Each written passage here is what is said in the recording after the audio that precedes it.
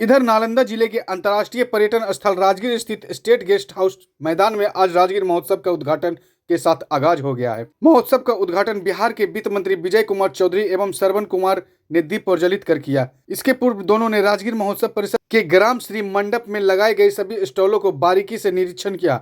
इतना ही नहीं, महोत्सव में भाग लेने के लिए बड़ी संख्या में लोग राजगीर के स्टेट गेस्ट हाउस मैदान में पहुंचे हैं। इस दौरान वित्त मंत्री विजय कुमार चौधरी ने कहा कि बिहार को विशेष राज्य का दर्जा मिलनी चाहिए।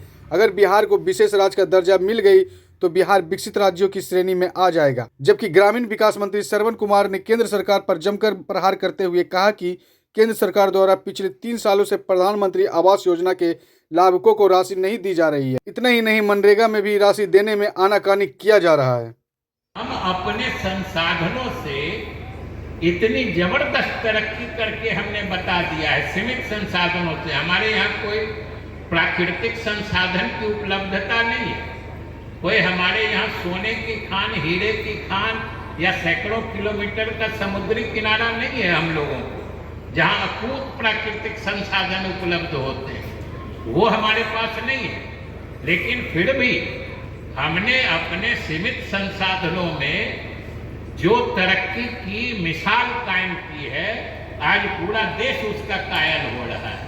और इसीलिए हम लोग कहते हैं कि आज हमने अपनी विश्वसनीयता, अपनी प्रामाणिकता, अपनी दक्षता सब देश के सामने साबित कर दिया है।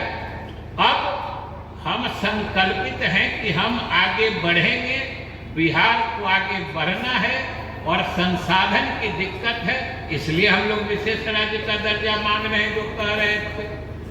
और अगर दे दें, जो बता रहे थे जितने गरीब चिन्हित किए गए हैं 94 लाख से अधिक या 64,000 से अधिक जो भूमि और गृह विहीन परिवार चिन्हित किए गए हैं, उनको हम लोग सारी सुविधा उपलब्ध करा देंगे, वरना बहुत समय लगेगा। हमारे पास सीमित संसाधन है।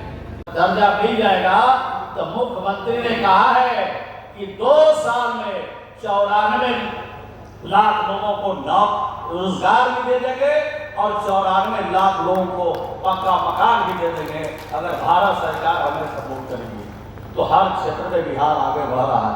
निश्चित रूप से बिहार को विशेष राज्य का दर्जा मिला होता तो बिहार अभी और कहां से कहां आगे चला जाता। अगर बिहार के साथ हिस्सा में कटौती, अगर बिहार की अनदेखी नहीं होती तो बिहार विकसित राज्य की श्रेणी में आज बिहार खड़ा हुआ दिखता। लेकिन हमारी इच्छा हो तो हो, लेकिन हम अपने बलबूते विकसित राज्य की श्रेणी में बिहार को खड़ा करेंगे और पूरे देश को दिखाएंगे कि हमारी हकमारी होने के बाद भी हम अपने बलबूते को दे। 94 लाख परिवार जो हाशिए पर खड़ा है, न उनको रोजगार है, आज न उनको नौकरी है। आज मनरेगा जैसा योजना हमारा चलता था देश में, बिहार में 33% मनरेगा के योजनाओं में भी कटौती किया गया है। अब बताइए, गरीब लोग बिहार से कहाँ जाएगा? दूसरे राज्यों में जाने के लिए गरीबों को, मजदूरों को मजबूर किया जा रहा है। ये दिल्ली वाले लोग चाहते हैं कि बिहार का भला नहीं हो, बिहार का मजदूर दूसरे राज्य में काम करने के लिए जाए, यहाँ रोजी रोटी उनको नहीं मिले।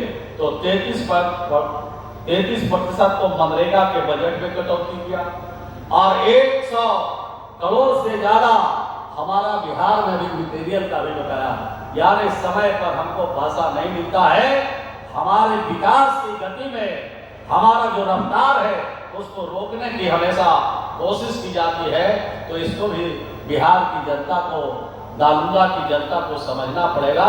इस हालात को बदलने के लिए बिहार की गरीब दूसरे राज्य में मजदूरी के लिए नहीं जाए, दूसरे राज्य में काम के लिए नहीं जाए। अगर कोई अच्छा आमदनी के लिए जाना चाहता है तो उसको रोक नहीं है, लेकिन उसको रोजगार देने के लिए कहा है मुख्यमंत्री जी ने कि 5 साल में 94 लाख परिवार को 2-2 लाख रुपया देंगे। और रिफंड नहीं करना है, अनुदान के तौर पर देने का फैसला बिहार की सरकार ने किया है। ऐसा फैसला देश के किसी राज्य में नहीं है।